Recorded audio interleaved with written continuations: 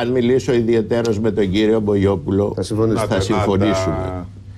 Και θα πω κάτω ο καπιταλισμός ο ελληνικός. Έχει δίκιο απόλυτο.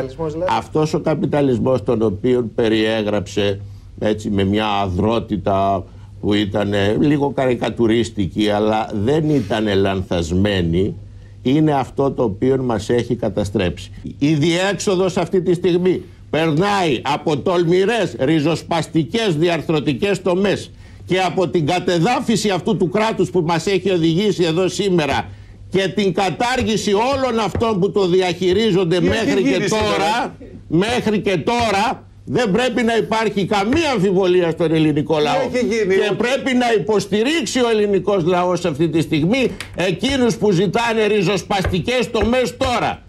Έστω κι αν είναι ο ριζοσπαστισμός του κυρίου Μπογιόπουλου, έστω κι αν είναι ο ριζοσπαστισμός τον οποίο ζητάω εγώ.